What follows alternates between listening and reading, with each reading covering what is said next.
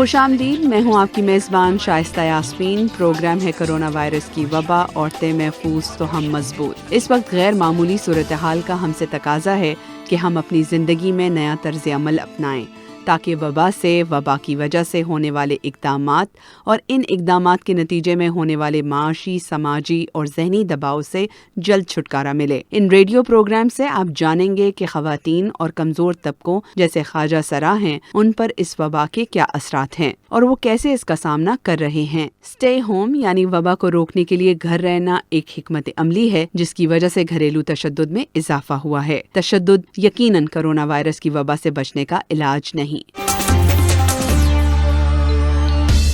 Programme میں شامل ہے روحی غنی کی باتیں۔ وہ ماہر نفسیات ہیں۔ وہ کہتی ہیں کہ کرونا وائرس کی وجہ سے لوگوں میں ذہنی تناؤ اور دباؤ بڑھ رہا ہے۔ لوگوں کو خودکشی کے خیالات آ رہے ہیں، ان کو اینگزائٹی ہو رہی ہے، ڈپریشن ہے، اداسی ہے۔ اسی کے ساتھ ہم سنیں گے تنزیلہ مظہر کے تجربات جو کرونا وائرس کی بیماری سے صحت یاب ہوئی ہیں۔ مجھے ایسے محسوس ہو رہا تھا کہ شاید لوگوں نے اس بیماری کو کوئی شرمندگی بنا لیا ہے کہ خدا نخواستہ اگر آپ کو کورونا ہو رہا ہے تو اس میں آپ کی کوئی غلطی ہے۔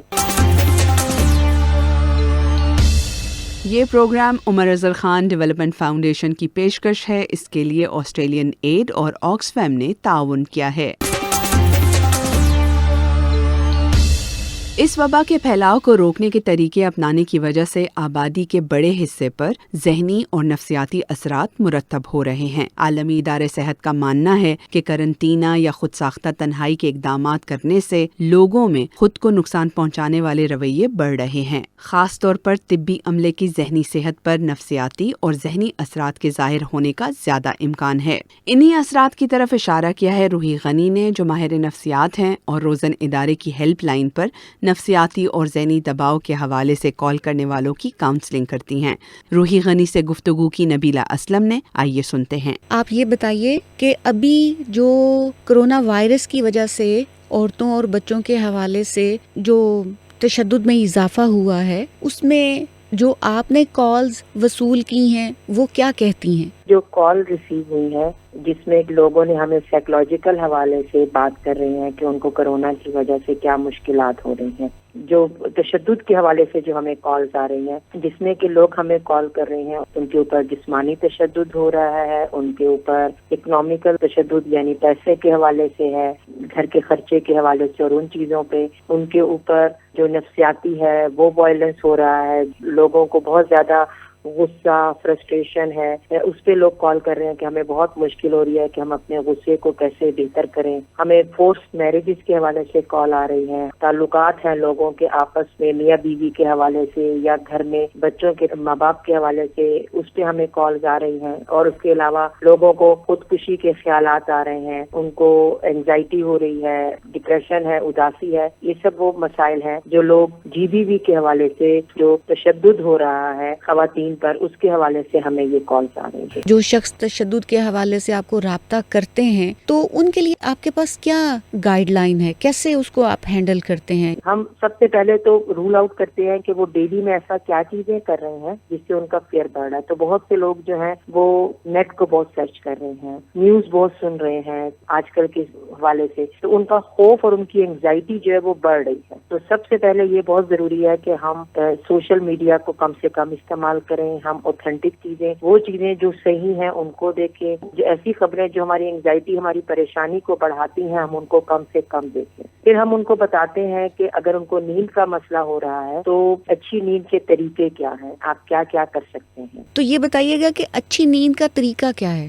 اچھی نیند کا سب سے زیادہ جو ہم ان کو بتا رہے ہوتے ہیں کہ ان کا سلیپ پیٹرن کیا ہے، یعنی سونے کا طریقہ کیا ہے۔ تو بہت لوگ بتا رہے ہوتے ہیں کہ وہ راتوں کو جاگ رہے ہیں، دنوں کو سو رہے ہیں۔ تب بستر پہ جائیں جب آپ کو نیند آ رہی ہے۔ لوگ ایسی کون سی چیزیں کریں اور اس کو اپنی عام روزانہ کی زندگی کا حصہ بنائیں جس کی وجہ سے وہ اس مشکل صورتحال ہے اس سے بہتر طریقے سے نبرد آزما ہو سکیں؟ سب سے پہلے اس چینج کے حوالے سے اگر ہمارے موڈ میں، ہمارے لائف سٹائل میں جو بدل گیا ہے، چینج آ رہا ہے، تو اس کو ایکسیپٹ کرنا کہ ٹھیک ہے یہ اس کی وجہ سے ہے۔ دوسرا یہ کہ کیا ایسی چیزیں ہیں جو ہم پہلے کر رہے تھے اور اب ہم نہیں کر رہے ہیں. جیسے ہم آؤٹنگ نہیں کر رہے ہیں, ہم ہوٹلنگ نہیں کر رہے ہیں, ہم رشتے داروں سے ملنے نہیں جا رہے ہیں, ہماری زندگی جو ہے وہ گھر تک محدود ہو گئی ہے. تو ہم کیا ہیلدی چیزیں گھر میں کر سکتے ہیں؟ جیسے آج کل واٹس ایپ پہ ہم اپنے بہن بھائیوں کو بلا کے بات چیت کر سکتے ہیں, فون کر کے بات کر سکتے ہیں. ہم اپنے آپ کو کتنا ٹائم دے رہے ہیں, جیسے کہ اسٹوڈنٹس ہیں اور بہت سے کورسز آ رہے ہیں, ہم وہ کر سکتے ہیں. ہم ایکسرسائز کر سکتے ہیں. ہم تو زیادہ سے زیادہ ہم خود کو خوش رکھنے کے لیے ٹائم دیں. گھر میں رہنے سے جو تشدد کرنے والا ہے اور جن کے اوپر ہوتا ہے وہ دونوں ایک ہی چار دیواری کے اندر محدود ہو گئے ہیں, اور غصہ آتا ہے, بہت ساری وجوہات ہیں. تو غصہ جو آتا ہے اس کو ہم کن کن طریقوں سے اس کو ہینڈل کر سکتے ہیں, اس سے نبٹ سکتے ہیں؟ سب سے پہلے یہ بہت ضروری ہے کہ ہم اپنے احساسات کے ساتھ کمفرٹیبل ہو جائیں کہ ٹھیک ہے, مجھے اس وقت غصہ آ رہا ہے.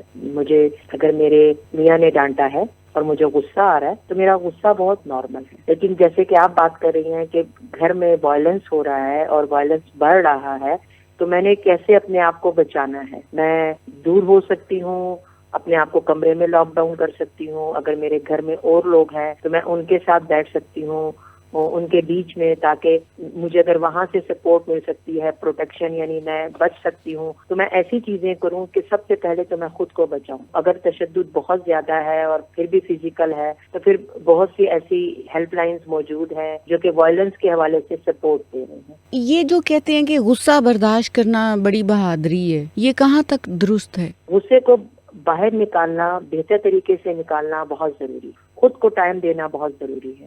غصہ اندر رکھنے سے انسان کی اپنی ذہنی صحت خراب ہوتی ہے. روزن کی آپ کی ہیلپ لائن ہے, اور جس کے ذریعے آپ کرونا وائرس سے متاثرہ لوگوں کی جو آپ کو کالز آ رہی ہیں تشدد بڑھنے کے حوالے سے, ذرا اس کا طریقہ کار بتائیے گا. روزن کی جو ہیلپ لائن ہے 0304 11 11 741, یہ صبح 10 بجے سے لے کر 8 بجے تک موجود ہوتی ہے.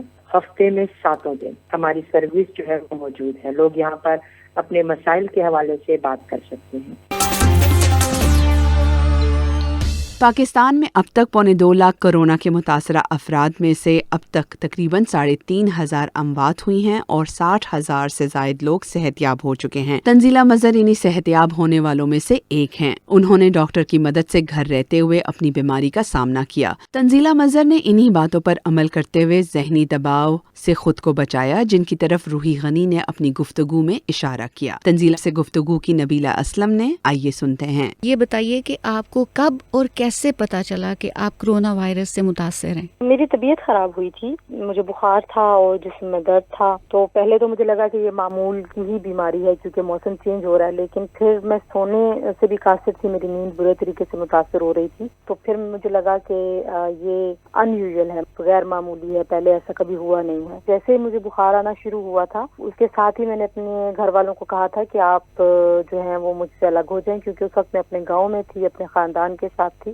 لیکن میں نے اپنے آپ کو علیحدہ اسی وقت کر لیا تھا. آپ کو ڈر لگا؟ مجھے زیادہ ڈر اس وقت لگا جب میری رپورٹ آئی کہ میں مثبت ہوں اور مجھے کورونا ہو چکا ہے. اس سے پہلے تو ظاہر ہے میں کبھی سوچتی تھی کہ مجھے وہم ہو رہا ہے اور کبھی میں سوچتی تھی کہ نہیں میں اب ٹھیک ہو گئی ہوں. اور زیادہ تر تو میں حوصلے میں رہی, کیونکہ وہ 3-4 دن جو مشکل تھے جس میں زیادہ بیمار تھی وہ تو ٹیسٹ آنے سے پہلے گزر چکے تھے. لیکن ٹیسٹ کی رپورٹ آنے کے بعد ظاہر ہے نفسیاتی طور پہ آپ کے اوپر بڑا دباؤ ہوتا ہے. میں پریشانی میں بھی تھی, بار بار میری نیند بھی بہت ڈسٹرب ہو رہی تھی. جب آپ اس پوری سچویشن سے, صورتحال سے نکل رہی تھی, تو آپ نے خود کو کیسے مینج کیا؟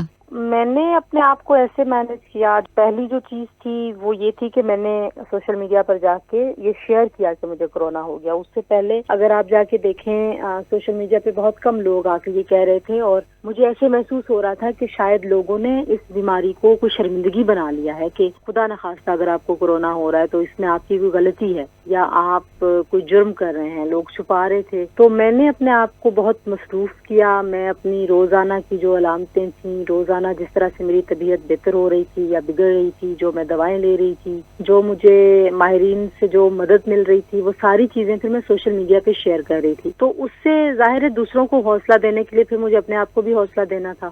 تھوڑی سی میری فیملی شروع میں ڈسٹرب ہوئی. ان کا خیال تھا کہ مجھے نہیں زیادہ بتانا چاہیے, کیونکہ ہم نے جو تصویریں دیکھی ہیں ہمیشہ کورونا جب سے شروع ہوا, جب چین میں کیسز آنا شروع ہوئے, تو وہ بہت ہی بری صورتحال کی تصویریں تھیں جہاں پہ لوگ اچانک سے مر رہے ہیں، پتہ نہیں چل رہا. لیکن پھر جب میں نے سوشل میڈیا پہ لوگوں سے بات کرنی شروع کی، میں بہت پھر پازیٹیو ہو گئی، بڑی مثبت سوچ میرے میں آنا شروع ہو گئی، اور پھر میں ہمت بھی زیادہ میرے میں ہو گئی. کمزوری تھی ظاہر ہے، اس بیماری میں جو سب سے بڑی علامت ہے وہ یہ ہے کہ آپ بہت زیادہ کمزور محسوس کرتے ہیں، آپ ذرا سا کام کر کے تھک جاتے ہیں. میرا خیال ہے، میں اگر ساری صورتحال کو آپ دیکھوں، جب اب میری رپورٹ منفی آ چکی ہے، تو اب میں دیکھتی ہوں تو مجھے لگتا ہے کہ نہیں، میں نے کافی حوصلے سے کام کیا، کافی. جو آپ نے کوئی اپنے لیے گائیڈ لائنز بنائی وہ کیا تھی؟ ایک تو میں نیوز چینل سے تو بالکل دور ہو گئی، میں نے ٹی وی نہیں دیکھا اتنے سارے دن. کوئی بہت اہم جو خبریں تھیں، صحافی ہونے کے ناطے آپ کو ایک ضرورت بھی ہوتی ہے اور عادت بھی ہوتی ہے خبروں کی، وہ میں سوشل میڈیا سے دیکھ لیتی تھی. میں نے اپنے آپ کو زیادہ مصروف کیا، بیماری کے بارے میں کم سوچا،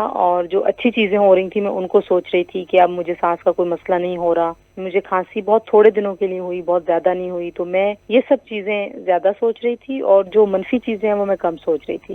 اس کے باوجود ظاہر ہے 2-3 دفعہ مجھے ایسے لگا کہ شاید اب میں مرنے لگی ہوں، یا شاید، اور وہ مجھے لگتا ہے کہ شاید نفسیاتی دباؤ زیادہ تھا، ذہنی جو ٹینشن ہے، کیونکہ آس پاس اتنے سارے لوگ، میرا ٹیسٹ مثبت آنے کے بعد میرے بہت سارے دوستوں کے ٹیسٹ مثبت آئے، میں ان سے روزانہ بات کر رہی تھی، جاننے والے کولیگز ہیں ان کو میں روز کال میسج کر کے پوچھ رہی تھی کہ آپ کی کیا کنڈیشن ہے. میرے میں ہوپ زیادہ تھی کہ میں ٹھیک ہو جاؤں گی، اور میری صورتحال زیادہ خراب ہے نہیں. جب آپ کو اس کی علامات ظاہر ہو رہی تھیں، آپ اس وقت ذہنی دباؤ سے بھی گزر رہی تھیں، تو اس کا آپ نے کیا حل نکالا؟ میری طرف سے تو ٹپ یہی ہے کہ آپ اپنے آپ کو کسی اور چیز کی طرف آپ اپنی توجہ لے کے جائیں، اپنے ذہن کو بٹائیں. اگر کچھ پڑھنا لکھنا چاہتے ہیں وہ کر لیں. بہت سارے اور گھر میں چھوٹے موٹے کام ہوتے ہیں، جیسے پرانے البمز کھول کے دیکھیں، مطلب بہت ساری چیزیں ایسی ہوتی ہیں جو آپ کر سکتے ہیں. کیونکہ آپ صحافی ہیں تو آپ اس وقت صحت یاب بھی ہیں کرونا وائرس سے. جو ہم یہ خبروں میں سنتے ہیں اور ارد گرد بھی ہم سنتے ہیں کہ یہ پتہ نہیں یہ حقیقت ہے، یہ بیماری کہ نہیں، سچ ہے کہ جھوٹ ہے، آپ جب کہ اس صورتحال میں سے نکل چکی ہیں تو آپ کیا کہتی ہیں؟ میں نے جو سب سے پہلے سوشل میڈیا پہ پیغام بھیجا تھا بیمار ہونے کے بعد اور کنفرم ہونے کے بعد کہ مجھے کرونا ہو گیا، وہ پیغام یہی تھا کہ کرونا کسی کی سازش نہیں ہے. اگر مان لیں کہ سازش بھی ہے تو اب تو یہ موجود ہے، اب تو یہ آپ کے گھروں میں ہے، اب تو یہ آپ کے آس پاس لوگوں کو ہو رہا ہے، اور میرے بہت سارے دوستوں کے گھروں میں ڈیتھس ہوئی ہیں، لوگ آپ کے سامنے مر رہے ہیں. تو ابھی بھی اگر کوئی سمجھتا ہے کہ یہ جھوٹ ہے اور اس میں کوئی صداقت نہیں ہے اس بیماری میں، تو وہ تو غلط فہمی کا شکار ہے. جو اصل بات لوگوں کو بتانے کی ہے وہ یہ ہے کہ بہت سارے لوگ اس میں سے صحت یاب ہو رہے ہیں، اور ان میں علامتیں زیادہ نہیں ہوتی، وہ زیادہ بیمار نہیں ہوتے. ان کو ہلکا پھلکا بخار ہوتا ہے، زکام ہوتا ہے، لیکن جب وائرس آپ کے جسم کے اندر ہوتا ہے تو آپ کا جسم اس سے بہت زیادہ لڑتا ہے، جس کی وجہ سے آپ کمزور ہو جاتے ہیں. آپ کو اچھا کھانے کی ضرورت ہے، ریسٹ کرنے کی ضرورت ہے، گھبرانے کی ضرورت نہیں ہے. اگر ہم یہ ساری صورتحال لوگوں کو ٹھیک طریقے سے بتائیں گے کہ ہر بندے کو جا کے وینٹیلیٹر پہ نہیں ڈلنے کی ضرورت ہوتی، اور جو بدقسمتی سے ایسی صورتحال میں جاتے ہیں ان کو پہلے سے کوئی ایسی بیماری ہوتی ہے جس کی وجہ سے وہ بہت کمزور ہوتے ہیں. میرا خیال ہے کہ معلومات بہت کم تھی، اور معلومات ابھی بھی لوگوں میں بہت کم ہیں، اور جو معلومات ہیں بھی وہ بھی صحیح طریقے سے ہم پہنچا نہیں پا رہے. تو اگر تمام معلومات لوگوں تک پہنچائی جائیں، اور اب پاکستان میں اتنے زیادہ کیس ہو چکے ہیں اور اتنے زیادہ لوگ صحت یاب بھی ہو چکے ہیں، اگر ان سب کے تجربات بھی شیئر کیے جائیں لوگوں کے ساتھ، میرا خیال ہے کہ کافی بہتری آئے گی سوچ میں. میں خود کیونکہ گاؤں کی ہوں، تو جو گاؤں کے لوگ ہیں وہ ابھی ماننے کو تیار نہیں ہیں. اب بیماری اتنی پھیل گئی ہے پاکستان میں کہ اب مجھے نہیں لگتا کہ اس کو روکا جا سکتا ہے. تو آپ نے کیا علاج کیا؟ ابھی تک جو ریسرچ سامنے آئی ہے، ابھی تک جو ڈاکٹرز کہتے ہیں اور جو ساری دنیا مانتی ہے، وہ یہ ہے کہ آپ کو جو بھی علامت ہو آپ اس علامت کا علاج فوراً کریں. تو لوگ کیا کریں؟ لوگ جو ہیں وہ احتیاط سے اپنا مشاہدہ کریں. اگر ان کو لگتا ہے کہ ان کو بخار ہو رہا ہے، جسم میں درد ہے، زکام ہے، تو میرا خیال ہے کہ سب سے اچھا اور بہتر طریقہ یہ کہ آپ ٹیسٹ کرا لیں. بہت سارے لوگ اس وہم میں بیٹھے رہتے ہیں کہ ہے یا نہیں. ٹیسٹ کرانے سے آپ کو یہ پتہ چل جاتا ہے کہ آپ نے احتیاط کتنی کرنی ہے، اور آپ نے کسی اور سے نہیں ملنا، اور آپ کی وجہ سے کہیں وائرس کسی اور کو نہ ہو جائے. باقی ہم سب لوگوں کو اپنی قوت مدافعت بہتر کرنے کے لیے اپنا کھانا پینا بہتر کرنا چاہیے. Thank you Nadila. بیماری کے بعد تنزیلہ مظہر کو ذہنی دباؤ اور نیند کے نہ آنے جیسے مسائل کا سامنا ہے، جو اس بات کی نشاندہی کرتا ہے کہ آج کل کورونا وائرس کی وبا کے دنوں میں روزن کی ہیلپ لائن پر رابطہ کر لیں. ہیلپ لائن نمبر ہے 0304 11 11 741. اس نمبر پر مدد کے لیے رابطہ کر لیں تاکہ وقت پر نفسیاتی تناؤ اور ذہنی دباؤ سے بچ سکیں. اس کے ساتھ پروگرام کا وقت ختم ہوا. پروگرام کی executive producer Tasneem Ahmed, senior producer Nabila Aslam اور مجھے اپنی میزبان شائستہ یاسمین کو دیجیے اجازت. خدا حافظ.